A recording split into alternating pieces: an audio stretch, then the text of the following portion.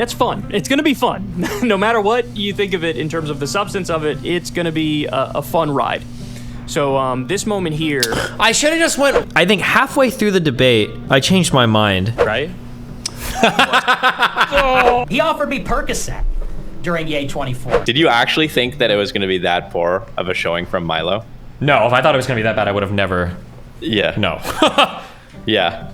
Do you, I have like a hypothesis or whatever. I'm curious if you think it's true. Like, do you think that... But I'm getting DMs from like Laura Loomer. That was done on purpose in order to hurt Oh, Trump. hold on, wait, I'm sorry, let me catch up. You think that Milo was in charge of getting Trump in front of Fuentes, or Fuentes in front of Trump, and then leaked that? This does not happen much, even though you guys probably think it happens all the time. People generally aren't grifting. Like, people, it's pretty hard to grift full time. Like, that's just, it's a very difficult thing for an average human being to do.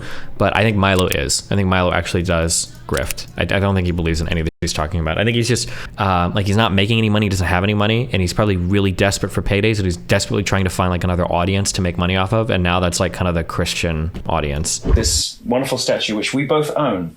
We do, but in different different colors. That's right. You've got the silver finish. Yes. And I've got this bronze finish. So for the low price of $87.50, you can get the Adoring Virgin statue. What makes you say that? I mean, he got canceled hard. His book deal got canceled, got banned off every platform. He was crying on, was it Telegram or Gab? Wasn't he crying like 2 or 3 years ago about how there weren't enough viewers there or whatever to make a living? Like, Destiny, he isn't poor. His outfit was worth more than your whole closet. Omega lol. Hello, my wonderful suburban kid. I know it's not popular to talk about in lefty communities, but let me introduce you to spending habits of poor people. It's so funny because, like, I can always tell. It's always the rich white kids that are like, oh, what do poor people look like? Well, they have raggedy clothing that's falling off their bodies, and they just, they don't have anything of value. No, they usually have cell phones that they probably shouldn't have, shoes that are too expensive for what they should have, and clothes that they probably shouldn't have either. Like, poor people waste money on a ton of shit. It's stupid, okay? Also, I'm sure Milo has some holdovers when he was wealthy, but just because you're poor doesn't mean you look necessarily like a homeless bum, okay? I think he was linking up with Ye just a bit ago. I told everybody that Ye shit was stupid. I do stand vindicated, okay? Sneeko got dropped, Fuentes got dropped, is crawling back now, and now he has to deal with how insanely radical he made himself come out on a mainstream with Ye, and Milo got dropped. And they all, yeah. Kyle Kulinski reacted to your Milo debate. Left political streamer Destiny debated Milo Yiannopoulos. That's fun. It's going to be fun. No matter what you think of it in terms of the substance of it, it's going to be a fun ride. So this moment here... I should have just went fucking wild. I was second guessing myself a lot about going like really hard. I don't know why. There was some reason in my mind where I was like, I shouldn't go full troll. And then I think halfway through the debate, I changed my mind. I should have just went, no, I'm not sure. You played it perfect. I could have went way harder, but I was trying to like measure it out. I don't know. Me. I haven't gone like full goblin mode in a debate in a long time. And he was like, yeah, he did shit. Yeah. I kind of wanted him to fight me too. I'm not gonna lie. He was looking pretty shaky over there on that end of the stage too. And he started attacking my family. I thought he was gonna do it with pedophiles. So like, let's go, dude. Let's just fight. Yeah, let's just fucking go. I want to see that Coke energy. Yeah, I don't. The problem is that like, if I would have known the debate would have gone like this, I wouldn't have agreed, because it kind of makes me, it doesn't make me look bad. It's just not a good, I just don't want to be involved with it. The problem is that like, it's so low stakes for him, and theoretically it's high stakes for me, because like he's like fallen off so hard. Like, this guy is literally showing up to this because he needs the paycheck, right? And I'm doing this here as like a favor to friends because I, support the scene and all that shit or whatever. And then for him to go like that unhinged, yeah, I don't know. He's on my blacklist now. I'll never share a stage with that guy again, unless he does like a full like throated apology to me or something. Probably not even. Like, yeah, I wouldn't have gone there if I would have known it was that. If he was gonna be like that, I'm not sure. Ugh.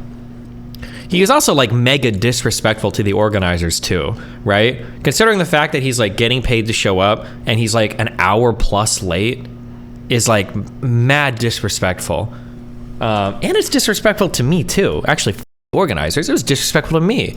I had a flight that was going from my flights. Yesterday? Did I fly in yesterday? Oh God, I feel like I'm traveling so much. I like forget where I'm going all the time now. Or I just have Alzheimer's.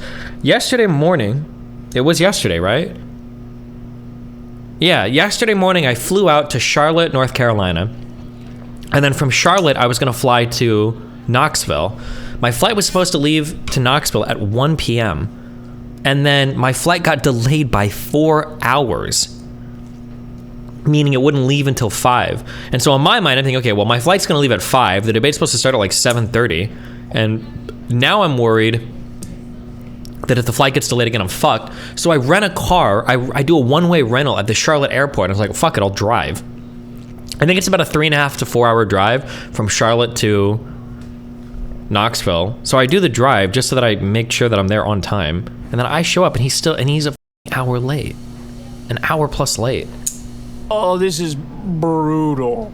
This is like Mortal Kombat flawless victory type stuff here. Jesus. Embarrassing for Milo Yiannopoulos. Now, the thing about Milo Yiannopoulos that it really annoys me, he's incredibly pompous, he's incredibly arrogant, but he has this like unearned smugness to him. Like, look, you could be smug if you've earned it, but like he has nowhere near earned it, and he's just one of the smuggest, most condescending people on the planet. And does it annoy you when these guys call you center left? I mean, compared to where the online shit is today, I'll take it. Center left, whatever.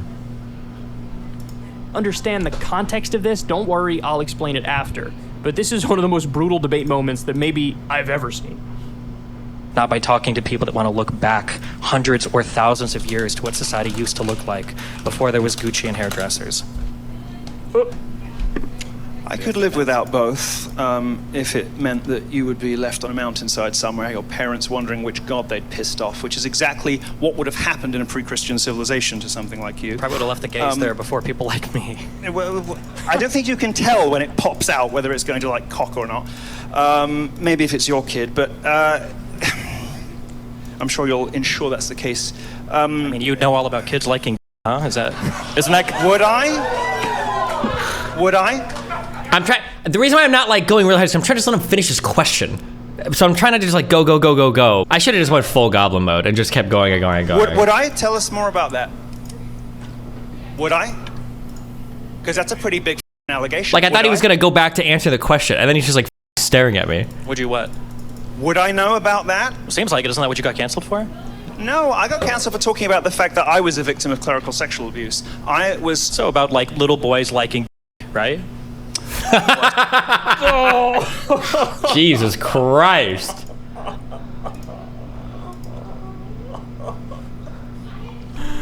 Oh, checkmate. For those of you who don't understand the reference, yeah, Milo was going to speak at CPAC, and even CPAC canceled him. Why? Because there was, he admitted something in the public and had a horrendous take to go along with it. Here, let me play it for you. In the homosexual world, particularly, some of those relationships between younger boys and older men, the sort of coming-of-age relationships, the relationships in which those older men help those young boys to discover who they are and give them security and safety and provide them with love and a reliable and sort of a rock where they can't speak to their parents. Some of those relationships are some of the most... molestation to me. It sounds well, like... you know what? It sounds like Catholic priest molestation to me. And you know what? I'm grateful for Father Michael. I wouldn't give nearly such good head if it wasn't for him. Oh my God. In the homosexual world, particularly. So he argued, basically, an underage kid being molested by an adult, and he's talking specifically in the context of a gay situation, because he is gay. He was arguing, like, look, it happened to me, and I give really good head because of it, and sometimes those relationships are actually very fruitful and very good. And so he got nailed to the wall by Destiny there. Look, the reason why I mean, this is a brutal debate moment, but the reason why I love this and why I'm covering it is because here's what people need to understand. There's a whole young generation of men who grew up online, and maybe they went down this, this red pill road, and they ended up following people who, in no uncertain terms, are not only charlatans, but are ridiculous human beings with ridiculous ideologies. Oh, we never finished this. You might get into the Steven Crowders and the Ben Shapiros, but even deeper than that, you go to like the Stefan Molyneux, and you go to the Milo Yiannopoulos types, and you go to the Nick Fuentes types, right? And it's like, these people are comically stupid. They have absurd ideologies that are beyond laughable. And this is one of those moments where like in an instant, you see like the unmasking of a total fraud. And it's glorious to see, man. And I loved how he came back at Destiny being like, that's a pretty big allegation. Like, would I know, please talk more about that. Would I know about that? And it's like, you idiot. Do you think Destiny doesn't know about this most prominent moment involving you where you got canceled for basically saying pedophilia is okay? Did you think he missed that? Like, what do you think he did zero prep in any way, shape? Do you want to know what the scorching hot, ultra scorching hot blazed earth take is? The most scorching hot, insanely hot take, surface of the sun take. If I can remember, Milo's original statement was basically something akin to 13-year-old boys sometimes need like older gay men to give them like leadership in life or some shit. And it kind of sounded like he was justifying what is a borderline pedophilic relationship, at the very least highly unethical one. That's actually a sentiment that I have heard from quite a few gay guys, because what'll happen is you're a gay kid, you have nobody in life to help you, your parents don't know anything about it, you don't have any friends, and you end up gravitating towards like an older gay dude that might actually, but like obviously the way that, there's two problems. One is the way Milo phrased it was insane, and two, that type of relationship lends itself to being highly predatory. If any sexual contact is involved, it's probably not good. And then three, somebody just brought it up in chat. It's arguable if those types of relationships are necessary now because you have the internet. Like you can find, a gay situation, because he is gay. Oh Jesus! Because you can find communities online to talk to, so you don't necessarily need to find like an older gay dude or whatever, right? The fact that he got so mad and then relented once you clarified you were talking about him as a child. Did you think you were accusing him of abusing children? I don't know. I don't care. I just wanted to fight. I'm gonna be honest. Nick is accusing Milo of stuff. Yeah, you can't really trust like any of the accusations that go around in this community, unless you have like unless they're like posting screenshots or something. Because these guys talk so much shit. It's hard to know like what's. I hear so many rumors about Nick and all these guys. It's hard to know any of what this is true unless people are actually posting screenshots. Why are you still going on trysts at hotels in Georgia and Washington, D.C., flying in your black husband? What's that all about? And staying with him overnight? That's pretty weird, don't you think? For somebody that's a reformed homosexual?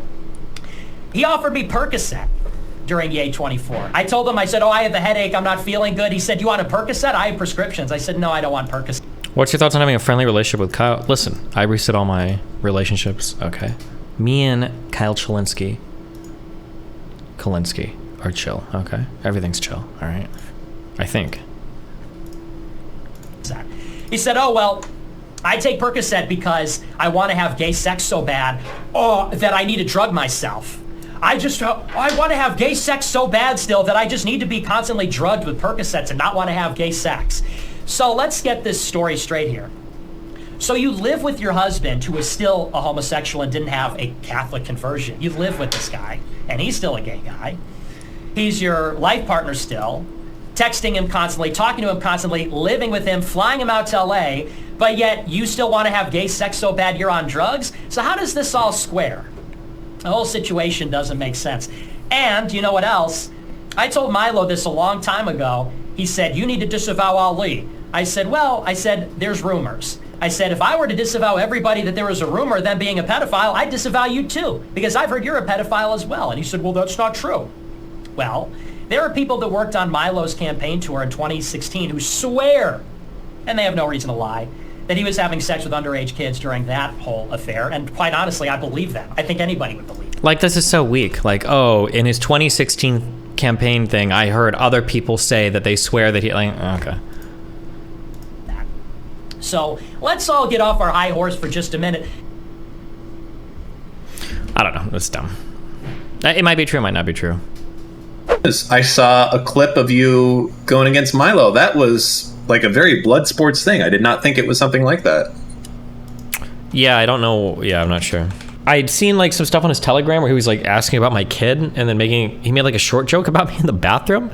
But yeah, I didn't think it was going to be that unhinged. But yeah, he's like fallen off hard, and he's kind of, I don't know if he's like destroyed his mind with drugs or if he's just kind of like a fuck person or what, but that guy is like really weird. But I'm not gonna, I don't think I'm gonna ever share a stage with him anymore. Like, that's it? Never again? Like, no. Was there anything of value during that? I admit I didn't watch the whole thing. Like, maybe I'll do online stuff with him to farm him, but I don't want him showing up to catch a payday off of me. Like, what the fuck? Like, every time I go out to do these events, I never charge because I enjoy it and I like supporting the scene, and I've got like a lot of like viewers that I can share with the people and everything. But oftentimes the other people that are showing up with me are getting paid. So why would I go to an event to let somebody like that catch a payday and free clout off of me when I'm showing up like out of the goodness of my heart? Like, it's fucking stupid. Like, yeah, no, I no, never with him again. No. Do you think there is a payday that he got for doing this? Yeah, here you go. I mean, I guess there's probably a little bit of clout or something. It's not like a ton. Yeah, well, for him, yeah, he needs the money, bro. Yeah. But it's just like the idea of him doing it, being late, and then like I'm there, like what the why the am I helping this guy, earn money at all? Stupid. How much did you spend actually going, or was your shit comps? Did it cost you anything to go there minus streaming time? I don't remember if these guys comped me or not. I'm not sure. If they did, it would have been $300 or $400 for the flight. Oh, they got my hotel room at least. So. Oh, that's nice. Yeah, true. Yeah. First, I was gonna say, like, I saw like a good part of your conversation with Milo yesterday. Yep. I kind of felt like back in the day, what I really liked about him was that he was like super witty and he would piss off the SJWs, but he kind of felt like he's become an SJW in his own way now. Yeah, but I mean that's kind of what everybody kind of makes their way there, I guess, towards this kind of like authoritarian policing, anti-freedom shit. It seems like that's what everybody's kind of like heading towards. Yeah. Yeah, and it was wild listening to Milo make anti-free speech arguments, because his whole thing was like he was the free speech king, right? He used to be, yeah, but... What's up? Mind if I ask you a question about Milo? Ask away, babe. All right. Okay, you said something, towards the end of that conversation that I'm curious about, if it was like a gaffe or if you were being honest. What? When in your closing statement, I think you said... you know what? Actually, this went exactly like I thought it was going to. Did you actually think that it was going to be that poor of a showing from Milo? No, if I thought it was going to be that bad, I would have never. Yeah. No. Yeah. Do you, I have like a hypothesis or whatever. I'm curious if you think it's true. Like, do you think that this was all just a big publicity stunt for him? Like, he didn't come to argue, he didn't come to debate at all? I think he's he's just like an ultra grifter. He's one of the few people that I think is actually grifting. I don't think he believes in the shit he talks about. But the problem is he's trying to, he's constantly searching for like a new audience, so he needs to keep like reinventing himself and shit because he's not getting traction anywhere. He's like, he's still coming down from like those glory days of his like alt-right stardom and being like the darling of Breitbart and all that shit. But he's obviously like a shell of his former glory. Yeah, I mean, like it felt weird because like I don't think Milo's a stupid guy. Like he's a good talker, or at least he has been, and he's funny too. But like he's theatric. I don't want to be smart, but go ahead. Yeah. Sure. Maybe I should say he's quick. He's witty. He's something. Yeah, right. For sure. People weren't a fan of him for no reason at all. For sure. But it seems like now that he can't appeal to his old like veneer or whatever, this thing of like, oh, I'm the catty gay that says it like it is or whatever, since he's like supposedly straight or ex-gay or whatever the heck now, it's like he has no grounds by which to be funny or entertaining or anything. He's just kind of like there. Yeah, watching like a super serious Milo, especially coming out of the gate and doing the whole like, the children, think of the dead children. And it's like, oh, come on, really? Like, it's kind of, it's kind of boring. And it doesn't feel authentic at all either. Like, you're just kind of saying words. Yeah. Or that's how I say it at least, but yeah. But yeah, that guy, he's fallen hard, so. Yeah, that's how it felt to me too. Did it feel like he had any presence on the stage, like in person? I mean, he moved kind of weird, like he was on drugs or something. I mean, his speaking is still pretty good. Like he's an okay like orator, I guess. I don't know if he's trying to copy Hitchens or whatever. A lot of people are saying, but I mean, yeah, but I mean, obviously in terms of substance, he's sorely lacking, and yeah, and he looks kind of drugged out. Yeah, like his squinty eyes type thing, or what? Yeah, just yeah. He looked okay to me, at least. Like his complexion didn't seem too bad. 7 files. But he actually seemed like he I was guess I legit could be freaking- wrong, and I might just have a wrong vision of Milo in my head. But when I think of Milo, like Milo to me, standing across from me, looked like he was my height. Like that's looked like how he carried himself. This guy's like 6'2". I feel like when I remember him traditionally, he's like a tall, proud, like very out there kind of guy. And here he seemed like more like. I don't know why. I'm trying to think of like past Milo speeches. I could be wrong. Like, so he is tall and he has been proud and he's been a lot more like peacocky and flamboyant, I think. But he's always had really like insanely bad posture, like super stooped over. Oh, maybe he did, and I just don't remember. It's possible. Yeah. That's your people. Okay. Yeah. So very disappointing then overall, I guess. Yeah, it was pretty stupid. Yeah. What audience do you think it was that he was trying to appeal to? He's just he's trying to do this like Christian nationalist shit. So whatever, like a very niche kind of far right audience that, because the only platforms he really has access to now are like Telegram.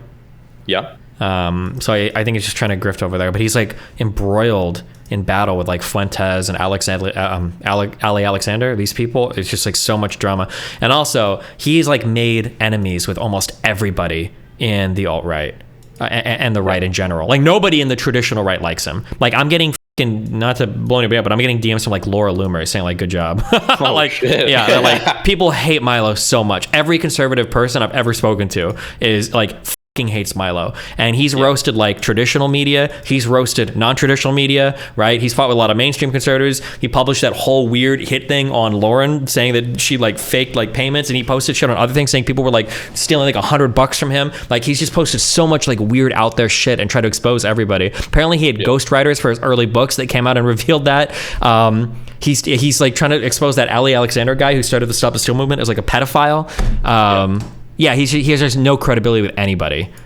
Yeah. Yeah. Got no land to call his own. Damn, that's crazy. Mm-hmm. I don't know. It's interesting seeing like it's obviously his like opening statement and all the shit he was saying about you and Melina, like all the digs or whatever, right? It was clearly pretty pre-prepared. Yeah, of course. And so it was actually pre-prepared. So on his Telegram like 2 days earlier, he was like tweeting out pictures of me and my son, and he was being like, hey, does anybody know if this is actually his kid? And I was like, that's kind of weird. Yeah, that's super fucking weird. Okay, yeah, so was just overtly pre-prepared. But it seemed like exactly what you would hear from your detractors in like the Groypers or in Sneako's community, right? Like literally just the same things over and over. It's always going to be the same types of insults, yeah. Like the fixating on my wife and kid, I guess, are always going to be the go-tos.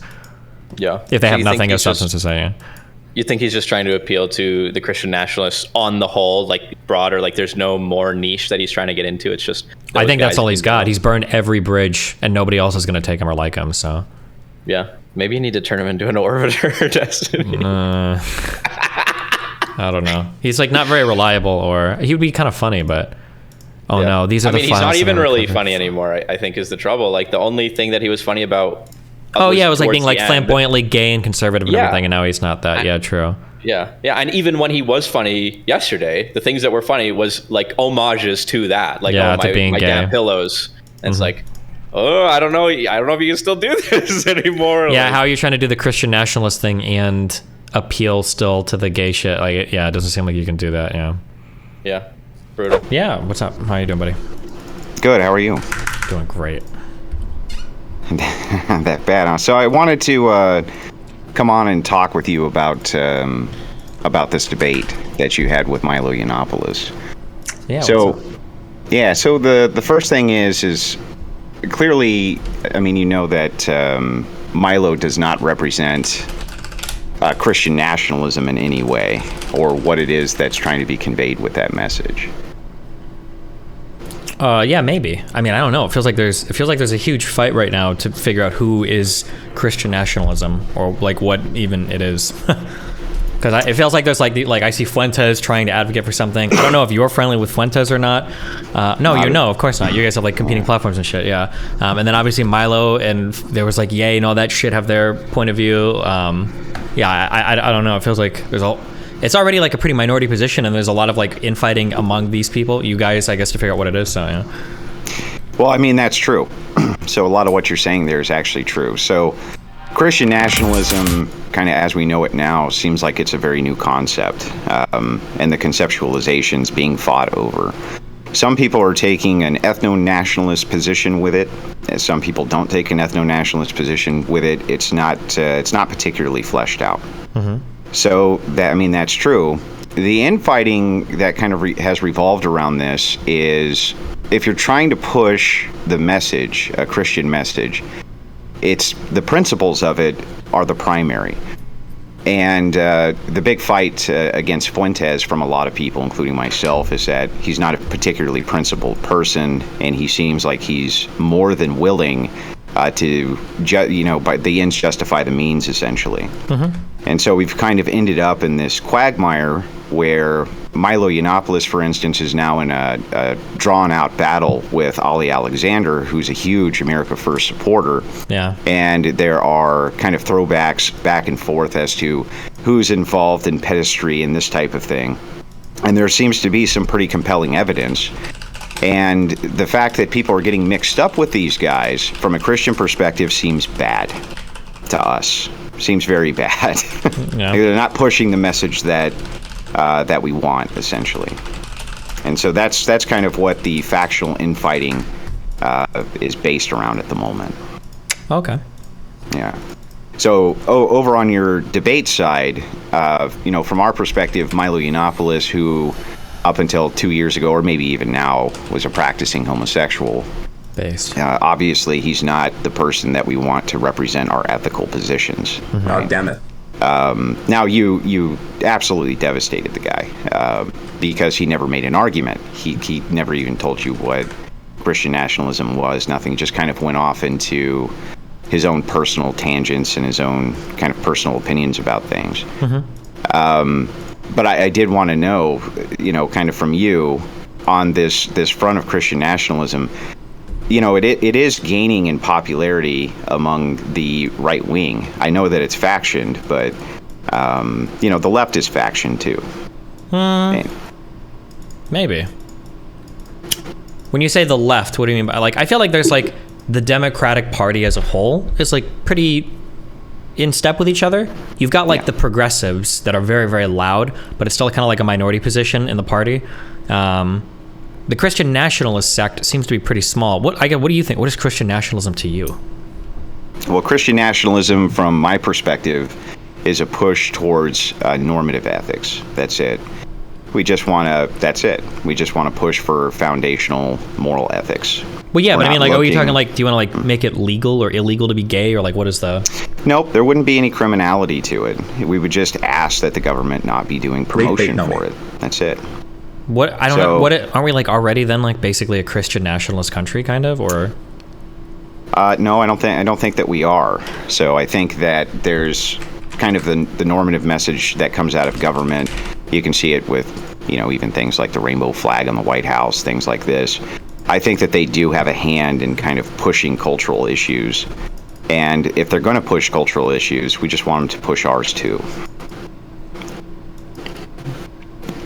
Oh, so basically it's just Judeo value country with government not pushing any LGBT stuff, or? Yeah, well, Christian values, yes.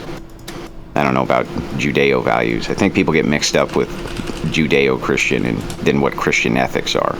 So what we're looking for is a representation that follows our ethical system. We're not saying anybody has to be pure, because nobody is. We've all fucked up, we've all sinned, and we're going to continue to do so over and over and over. But we are looking for people who are at least principled if they're going to be kind of pushing those value structures. Otherwise, you kind of end up with the whole thing tumbling down. And that's kind of what's happening right now with America First. It's a lack of principles, and so people are kind of fleeing in droves. Okay. Yeah. Well, anything else? I don't know what I'm supposed to say. Yeah. Well, yeah. So I kind of wanted to get your take first and foremost on. I had a couple of questions for you. Do you think that Fuentes is a principled man? Well, I mean, what by what principles? Like Christian principles? Yes. Yeah. So he claims to be a Catholic, a practicing Catholic, but now, to be fair, I think that there's a lot of Christians who identify as Christians who don't know anything about their own theology. I was guilty of that myself. Are you what sect are you, or denomination? I'm Orthodox. Okay. Do you guys like hate Catholics or?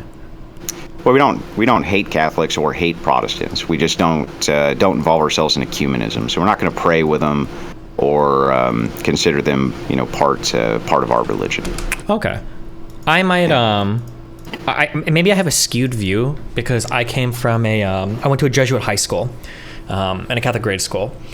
When I think of like a Catholic leader, for me, and then I would extend this to Christian leaders because I grew up Catholic. The message that I got from the leadership, so this might be some of our teachers, it might be some of our preachers, or some of the Jesuit scholars that were in our school. The way that I saw them lead was through like relentless compassion and empathy, and understanding, but having like a firm understanding and commitment to Christian principles. That would be, like it feels like their goal is to kind of like command a quiet respect. Like these are people that you vie for their approval because they're so respectable. They carry themselves in a very dignified way. They're staunchly adhering to Christian principles, and they'll try to communicate those, but they're also understanding of like, we're teenage boys, we do stupid things, and so like they'll sit down and they'll have a chat with you and like, is this a good way to live your life? Are you being a brother for others? Are you blah blah blah? Like that's like my view of like what a good Christian, I say Christian, but I should say I guess like Catholic leader looks like. So I guess when I look online, and a lot of it is like a lot of it is like petty, crazy drama, crazy shit stirring, crazy aggressive fighting, like all of this kind of stuff. I mean, I don't think there's anything necessarily wrong with it. It's funny and it's fun. But when those types of people would try to come off and say like, yes, I want to be like a Christian leader, it doesn't feel like what I saw as like a good Christian leadership growing up. That's what I feel. So that's why I always kind of strange. Like if I look at like Milo, obviously, like going on stage and like relentlessly shitting on my personal life, or Fuentes and all the crazy drama he's wrapped up in, or the Ali Alexander guy is fucking insane. I'm like, I don't know, it just doesn't feel like Christian leadership to me. That's not what I was sold as like Christian leadership growing up and going through school. Well, I think there's a delineation with Catholics and Orthodox, but I think maybe you've seen it too. There is a standard for clergy, and I think what you're talking about there is very much a standard that we would take with clergy. But there's really no way for the layman to avoid the culture war. I mean, this is the material world that we're involved in, that we have to live in.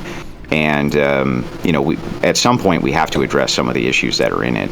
Yeah, you can do that, but I don't think it has to be done in such like a petty, aggressive way, Yeah, I think that's the nature of online politics. That's part of the nature of the world that we live in. I mean, it's hardly just the online right who's engaging in petty online politics. There's almost no way to avoid it, left or right. And it is part of the kind of material outlook that we find ourselves in. This is the material world. We do have to live in it, and at some point we're going to have to engage in these culture wars. There's no way around them. Yeah, but isn't the goal, shouldn't it be to show that like your side can do better? Like, because at some point you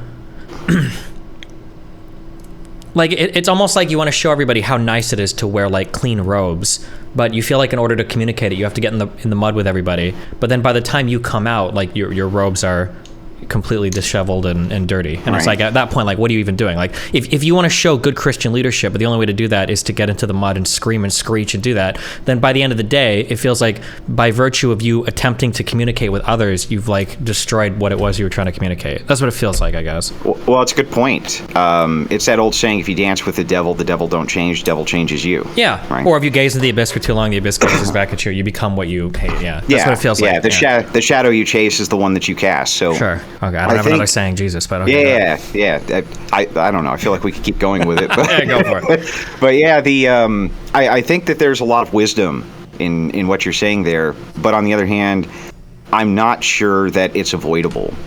I do think that you have to lead by example, but I think that that's through being principled.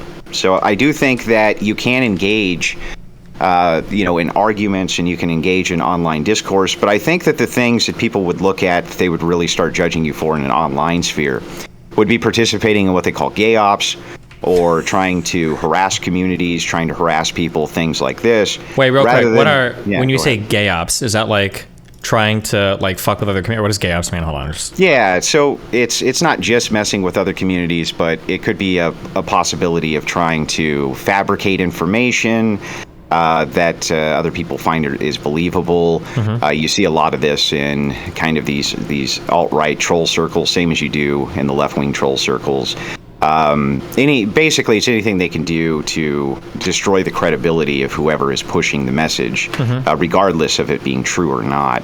And I think that that's what the whole getting down in the mud is. I'm not so sure that getting down in the mud is taking principled stands against leftist ideology. No, that's not getting down in the mud. Tooth and nail. Getting down in the mud is just when people like become unhinged and fucking crazy, I guess. I think people just need to chill a bit. Yeah, well, I mean, they're not. Yeah, like coming into this election season is going to get worse. But I think what happened here, especially where all this really went off the rails, was during this Kanye West thing. Once Fuentes got involved, you gotta remember, from the perspective of a lot of his followers, they're like, this guy really pushes the kind of semi-white ethno-nationalist message, and suddenly he's following a Protestant black rapper. And disavowing Trump, and that whole scene, and it really made a mess out of whatever the messaging was that he was trying to put together. And I think that was the entry point where you really started to see this whole thing fall apart. Yeah, maybe, yeah. So I think, but I think that Yiannopoulos himself is a terrible. He's a terrible representation of Christian nationalism. I also think that he would probably say he is. So I was also just kind of curious. I know that he started kind of the insult wars, and you were responding to him, and I think that that's fair to do. Once somebody kind of goes at you, I think it's fair game at that point, right? That's kind of how an informal debate would work. That looked like it was a more formal debate, so it kind of surprised me. But were you shocked that he kind of opened with that? Yeah, truly, I didn't expect him to. We'd had a debate, was it like 2 or 3 years ago? And he was very cordial. I should have keyed in on it, because I did see his Telegram he posted 2 days before our debate. He had posted that, he posted a picture of me and my son and asked if it was my kid or something. I probably should have been a little bit more keyed in that like it was going to get a little bit weird, but at the very least I was kind of expecting that he was going to hold that kind of in reserve for if I went in on him. I didn't know he would open with that. That was like, yeah, I don't know. Like if you'd seen our last debate, it was very, very, very cordial. Like we actually ended up agreeing on more things than not, because I think we were arguing about cancel culture, boring, but like obviously we both came to a lot of agreement on it. But yeah, so I didn't think it would get. If I thought it was going to be that ugly, I would have never debated him. I just had. Now, is that where you guys were like sitting down in those chairs? Yes. And talking back? Okay, yeah, I remember the debate. That was a cordial debate. Yeah. Yeah. Yeah, so anyway, I don't know. Go ahead. I didn't mean to cut you off. Well, I was going to say, because I just had a conversation with a friend who's messaging me about this. I live by the old rules of the internet, okay? If somebody comes up to me and they say some shit like, bro, this guy just told me to kill myself, like the first thing I'm saying is like, oh man, that's crazy. What did you say to him? Because I'm wondering like, what's the context of like this back and forth? But unfortunately, most people don't think that way. So the problem I get into is that like when I get into a conversation with people like this and people see a video of us just slinging insults at each other, they just think, oh wow, these two guys are just going in on each other. Like they're just like both like shitty people. And it's like, well, no, he started it, like, and I'm gonna respond. But like for most people, they don't give a fuck. So it's not worth it for my image or for me to engage in a back and forth with somebody like that, because like we both people end up like coming away thinking we're both equivalent, and it's like that's not really what happened, but that's how people see it. So well, actually, that makes a lot of sense. So you would have preferred to have just had a stand-up debate with the guy. Yeah, of course. I fucking read papers and shit for this stupid debate. There was this huge-ass fucking New Yorker article. Somebody gave me a 14-page paper on the history of Christian nationalism. I actually prepared for this, and then I show up and it's like this shit. I'm like, you fucking kidding me? He spends 2 minutes talking about like the dead Tennessee kids. And I'm like, me, dude. Stupid. Huh. That's odd. I wonder in retrospect, from my perspective, it seemed like Milo was on something. I don't know if he was drunk or if he was on drugs or, what the deal was, but he didn't seem like he was up to snuff. Yeah, he definitely seemed like he was on something, yeah. Right. Do you think that was just to fortify himself? Or, I mean, is it... I don't understand that part. Hate Destiny or not hate Destiny, usually people take you pretty seriously as a debate opponent, especially if you're preparing for a large event like that. Does it seem odd the guy would show up kind of junked up? That guy is, I think it's just his whole life is kind of fucked. I don't think he was strategically thinking about, I'm going to do drugs here to give me an edge or some shit. He's probably, my guess would be he's just, addicted to drugs. That'd be my guess. And that his life is, pretty miserable. You got to understand, he might be the most fallen angel of anybody that I can think of, right? Milo Yiannopoulos was of international repute. Everybody knew who this guy was, right? He was arguably one of the, I would say at one point in time, he was top 3 popularity for international figures, right? I feel like everybody in the world knew this guy. And then in 2 days on the pedophile shit, he fell off the face of the earth. His book deal was canceled. Nobody wanted to associate with him. And then he was gone. So yeah, this guy has fallen from grace very, very hard. So I'm sure that he probably has a lot of difficulty dealing with that. Well, now he has written out kind of several action plans which involve the destruction of Donald Trump and the kind of old school Republican Party. He feels like they failed him and that they didn't get his back when the time came. Mm-hmm. And I think, like I was saying with the E thing, when I think that this whole thing fell apart on that side, on the AF side, was they kind of strategically planted Fuentes in this meeting with Trump. Yeah. And then afterwards, I'm pretty confident they themselves were the ones who released to the media that this meeting happened. And they, of course, ran with it. Trump sits down with white nationalists, this kind of thing. But it certainly seemed planned from my perspective, that they had planned on doing this. When you say they, hold on, are you saying do you think the Republican establishment planted Fuentes? No. Sorry. When I say they, I'm speaking about Milo Yiannopoulos, specifically Nick Fuentes, and I think those two guys were the big architects of it. Of Milo's downfall? No. Of creating this meeting with Trump in order to discredit Trump by having this meeting with Fuentes. I think that was done on purpose in order to hurt Trump. Oh, hold on, wait, I'm sorry. Let me catch up. You think that Milo was in charge of getting Trump in front of Fuentes, or Fuentes in front of Trump, and then leaked that story to hurt Trump? Oh, huh. Yeah. Well, I mean, he's as much as admitted it, really. But more importantly, he has released on his Telegram many, many times that he's going to get revenge on Donald Trump because he feels like Donald Trump essentially left him high and dry when he needed him the most. Mm-hmm. And it seemed like it was the perfect storm. Kind of out of the blue, they show up at Trump Tower. Yiannopoulos uses the influence of Yi to get this meeting with Trump.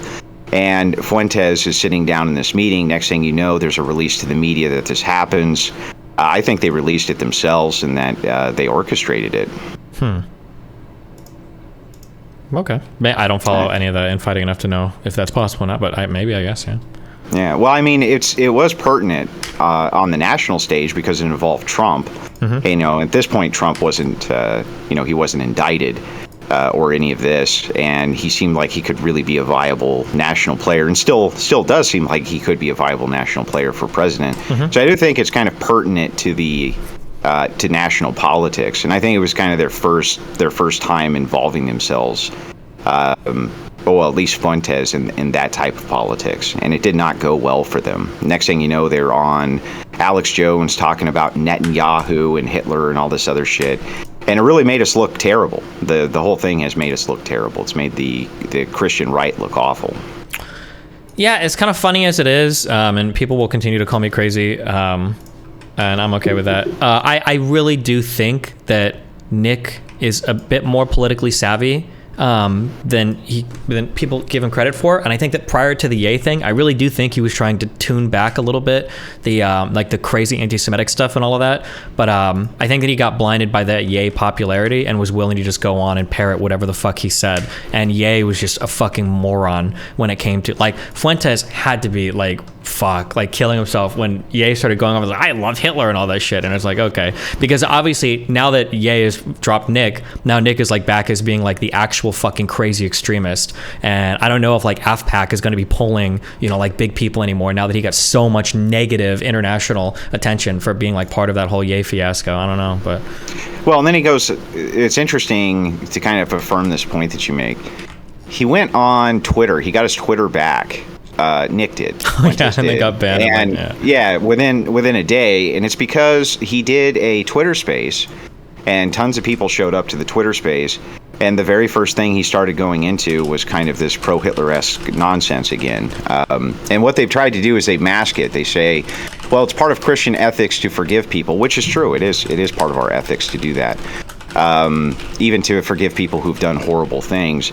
But it's clearly used as a mask to, try to be edgy in this case. You know what I mean? What's wrong with us forgiving Hitler kind of thing? Mm-hmm. Why hyper-focus on that? I think it's done because it's an edgy message. I don't think it's done because it's actually pushing forward any type of Christian ethics at all. Yeah, of course, yeah. It was all edgy, stupid shit. Mm-hmm. Like, I mean, like, technically there's a good, I mean, like, you, especially as a Christian, like, you should be forgiving of people like Hitler.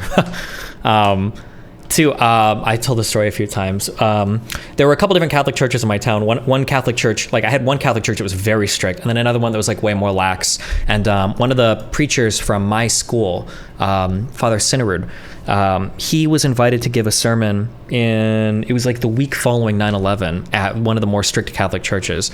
And I remember when he started his sermon, he led off with like, today we need to say a prayer because one of our brothers is in a lot of trouble and he needs a lot of help right now. And he was trying to get everybody to say a prayer for Osama bin Laden for attacking the United States.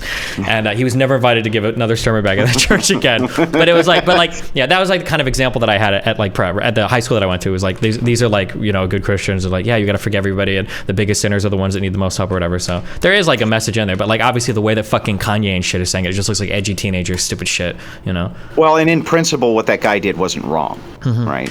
It's just that it's not a message. He wasn't, in other words, he didn't have an ulterior motive. He was really saying we just need to forgive this guy, even though he did these horrible things. Mm-hmm. I think that's a lot different, and I think that's what you're alluding to. Is like it's a lot different to do that than kind of using, and this is what makes our side so angry, is if you're using our religion as a forefront mask in order to push a message that is contrary to our ethical system.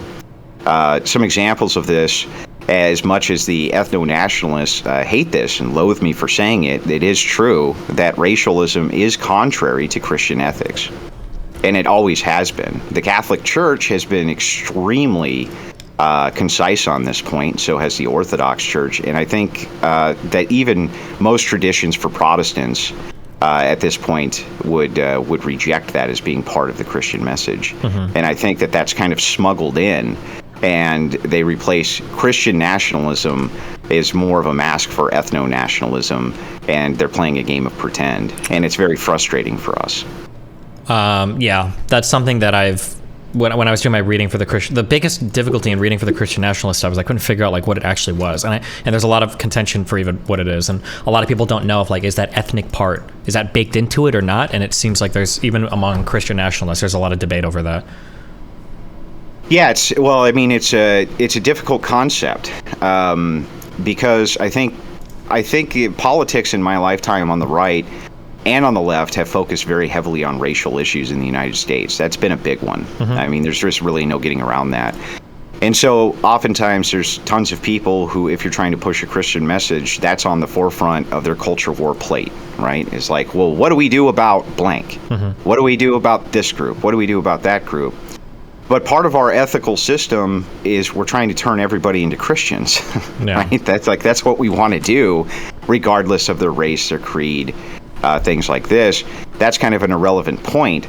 And so I think when they're moving into the nationalist message, they can still have messaging like limited immigration, things like that, make great arguments for why we need those things. Mm-hmm. But it can't be through like a racialized lens, basically. Right? Correct. Well, it can't. That would be contrary to our religious values. Mm-hmm.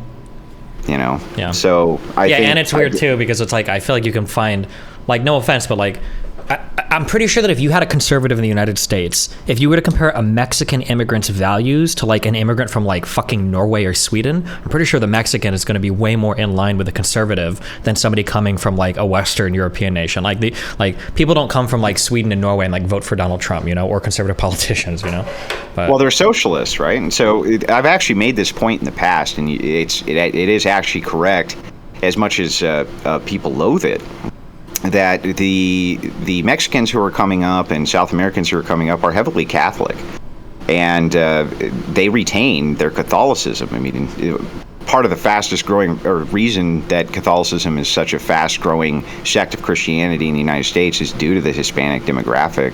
And I do think that we have more in common with them as Christians than we would a socialist from Norway, for sure. Mm-hmm. And this is another point of the deviation. You'll start to see this other faction of the online right, who are the, I call them name-ums, right? They're the people who are instantly in every single right-winger's chat which exists, saying you have to name them, right? The whole point principle behind this is a lot of these types of groups, what Fuentes and AF maybe would have formerly called Wignats, or I would call ethno-nationalists, they think that Christianity is a betrayal of race. And so they actually beat up on Christians, and especially Christian nationalists, and say, look, we don't want anything to do with this necessarily inclusive religion. Because this is not what our message is. Mm-hmm. And there's more of those types than I thought there was online, to be honest with you. I was actually surprised at the number of people who would rather maintain that message than a Christian message. Sure. And so I think AF has to play between both of these audiences. And this is what I think the problem is. Mm-hmm. Yeah. So yeah, that's really kind of what I wanted to get into and talk about with you, is just say, like, look, while this guy, from our perspective, we would consider him a total degenerate, does not represent what we want at all. And you did a great job crushing the guy in the debate. I just think that he wasn't equipped to have that kind of conversation with you anyway. Yeah, he doesn't seem equipped for very much at all these days, so. Yeah, maybe not. So, yeah, do you have anything else for me, Destiny? No, I don't think so. Okay. Well, I appreciate you having me on, and I appreciate the combo, man. Yeah, no problem. Have fun, be careful, stay safe. Yeah, take care, man. Bye. Bye.